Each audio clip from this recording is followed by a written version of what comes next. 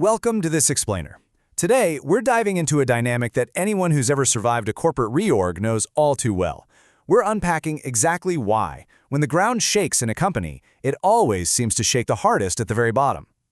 If you've ever felt the tremors of a massive pivot while the execs seem, totally insulated up in their corner offices, well, you're in exactly the right place. Let's get right into it. So have you ever noticed that when massive shifts happen in a company, the folks actually doing the day-to-day work always end up carrying the heaviest burden?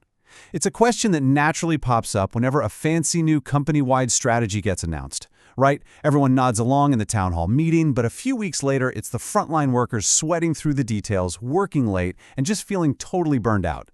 So why on earth is that the default reality in so many organizations? Well, the core reason boils down to a massive structural disconnect. Think about it. The grand visions, the major pivots, the big cost-saving measures, they're almost exclusively designed in boardrooms at the very top.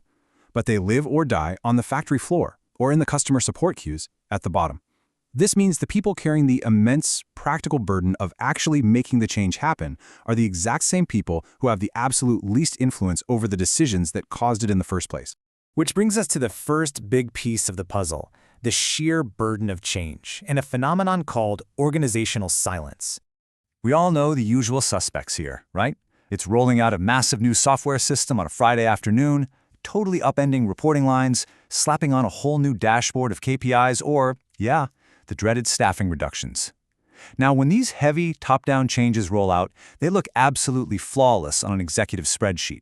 But for the frontline employees tasked with actually making them work, the reality is usually pretty chaotic. And very quickly, those employees realize that speaking up about their crushing new workload or pointing out glaring flaws in the plan, well, it's either entirely unsafe or frankly just pointless. And that specific dynamic breeds a pretty toxic environment. We call it organizational silence. This happens when employees realize that raising a hand just to say, hey, this new system is broken, is only going to put a target on their back. So what do? They stop talking. The tragic irony here is that this silence completely blinds the higher-ups to the sheer chaos happening on the ground level. The executives think the transformation is going swimmingly simply because nobody's complaining. They're completely unaware that the implementation is actually failing and their staff is utterly overwhelmed. So when the overarching system fails to protect people, what happens next? This leads us to our second point, the managerial buffer. In the middle of all this organizational silence, your immediate boss suddenly becomes the absolute most important variable in your work life. A good manager doesn't just, pass down orders. They act like a human shield. During periods of intense change, they advocate for you. They translate what the transformation actually means. They fiercely negotiate your deadlines. They make sure you get the training you need, and they protect you from totally unreasonable executive demands. Most importantly, they take on the risk of communicating problems upward so that you don't have to stick your own neck out. But here's the catch. This beautifully illustrates a massive systemic flaw that we call unequal managerial buffering. Really, it just boils down to a giant game of manager roulette. Because if your safety during a corporate overhaul relies entirely on whether your specific boss happens to be influential and supportive rather than weak and passive, well, that creates an incredible amount of structural inequality within the exact same company. Just imagine two equally capable employees sitting exactly one desk apart in the very same department. The employee with a supportive, well-respected boss gets reasonable timelines, resources, and protection throughout the transition. Meanwhile, their peer, who reports to a politically vulnerable or maybe just passive manager, absorbs massive disruption, an entirely unfair workload, and relentless stress. It is literally the exact same corporate initiative, but it results in two wildly different human experiences. And this brings us to part 3. Let's break down the 4 different ways employees actually experience this dynamic. Now, we hear all the time that speaking up is this magical cure-all, right? Modern companies absolutely love to brag about their open-door policies. But the hard truth? Having a voice does not always mean being protected. In fact, speaking up can actually backfire. Depending on your status in the company, a manager might interpret your perfectly well-meaning, constructive suggestions as pure resistance, or even a direct threat to their authority. So depending on whether you have a voice and whether your manager actually has the political capital to protect you, you will inevitably fall into one of 4 distinct camps during a transformation. If you have both voice and protection, you're golden. You can actually influence and manage the change.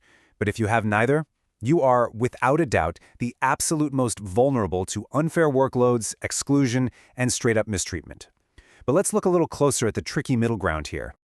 Let's say you're encouraged to speak up, but you completely lack the managerial protection to back you up. In this scenario, you aren't viewed as a helpful innovator. Instead, you're instantly labeled as troublesome. You're taking on all the personal risk of pointing out the flaws in the transformation. But because your manager isn't buffering you, the wider organization just sees you as a roadblock to their grand master plan. On the flip side, you might decide to just keep your head down and stay totally quiet. If you happen to be lucky enough to have a strong, influential boss, you're shielded. Well, for now, anyway. You'll probably survive the transformation, but you remain entirely dependent on that single personal relationship. If that manager leaves the company, or if they lose their political capital, your shield just instantly vanishes. Okay, so how do we fix this? That leads us to our final section, moving towards fairer transformations.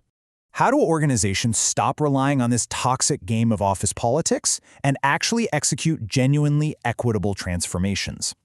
As this quote really hits the nail on the head, the real issue isn't simply whether employees have a voice. It's whether the organization has safe, credible, and impartial mechanisms for employee participation. The overarching system itself needs to guarantee your safety.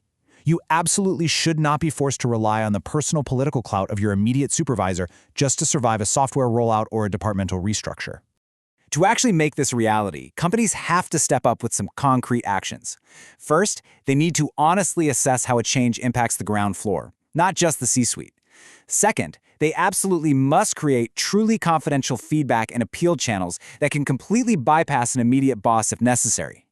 Third, opportunities in new roles must be based on clear, transparent criteria, not just popularity.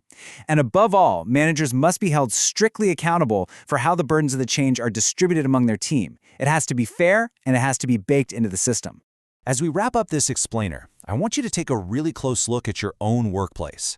Think back to the last big shakeup at your company and ask yourself this incredibly vital question. Is your safety during a change guaranteed by the system itself or just by your boss? If it's the latter, your organization has a major vulnerability problem, one that really needs to be addressed before the next big wave of change comes crashing down. Thank you so much for joining me to explore this fascinating dynamic, and as always, keep asking the tough questions.